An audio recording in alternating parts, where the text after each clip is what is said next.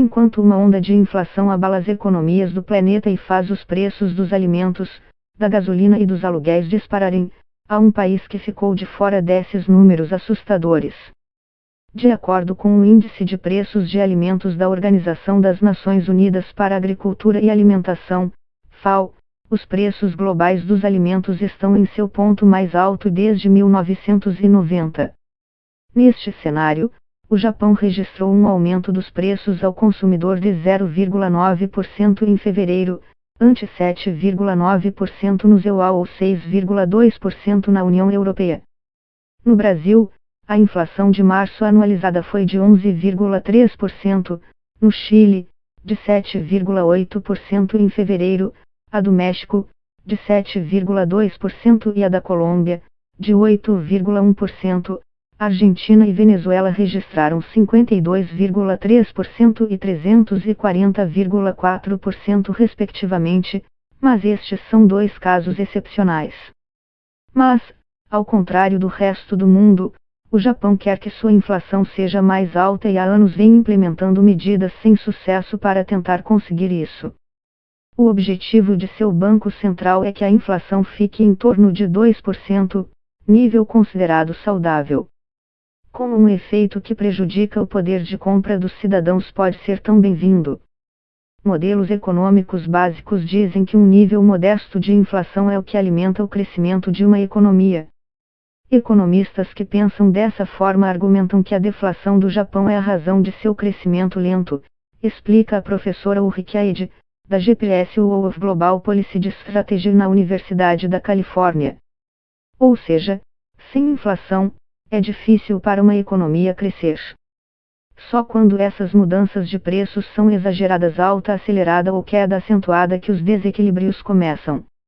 O aumento dos preços da energia, fertilizantes e culturas básicas como o trigo, devido à guerra da Rússia com a Ucrânia, deixou o país com a maior elevação anual em 30 anos.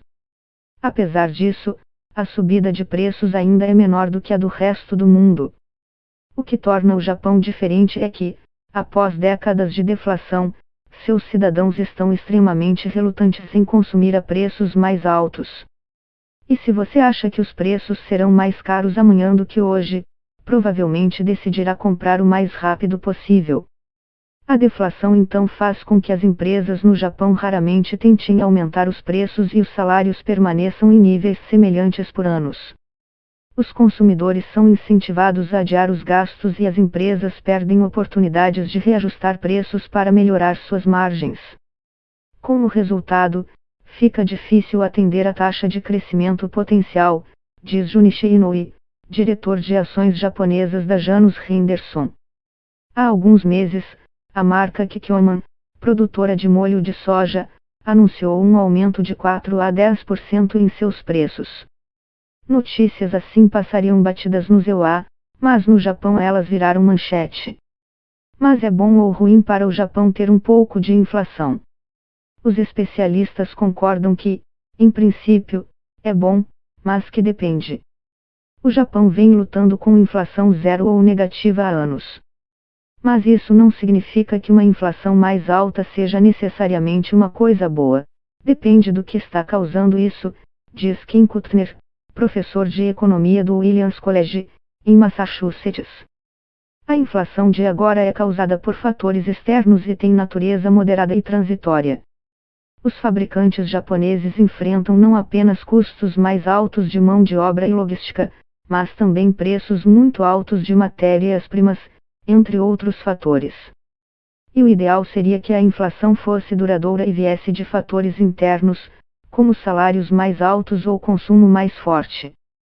A esperança, diz Hiroyuki Ito, é que uma inflação leve a outra.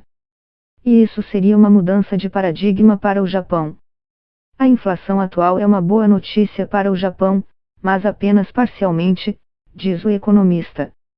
Podemos dizer que quando uma economia está na situação em que o Japão está, essa inflação pode ser boa, mas não é do melhor tipo. E a razão pela qual digo parcialmente é porque se a inflação fosse impulsionada pela forte demanda, isso seria muito saudável para a economia.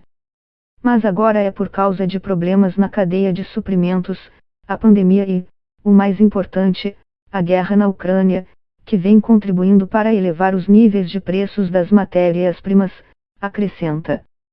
Entre os fatores que contribuem para a pouca ou nenhuma inflação no Japão, os economistas citam o envelhecimento da população e, também, a falta de mão de obra estrangeira. O lento crescimento econômico do Japão é em grande parte um reflexo de uma taxa de crescimento populacional em declínio e uma taxa de crescimento da força de trabalho de apenas 0,1%, disse Takeshi Tashiro, do Peterson Institute. Como não há filhos nem imigrantes, a expectativa de que haverá uma população que pague aposentadorias com o seu trabalho é cada vez menor, e a população sente que tem que poupar ou chegará o momento em que ficará desprotegida. Os japoneses estão preocupados com o futuro e se receberão aposentadoria suficiente quando envelhecerem, diz Ito. Isso faz com que eles economizem muito e consumam pouco. Dados todos esses fatores, resta saber se o pequeno aumento nos preços que o país está experimentando será poderoso o suficiente para dar impulso a uma economia que permanece praticamente inalterada por décadas.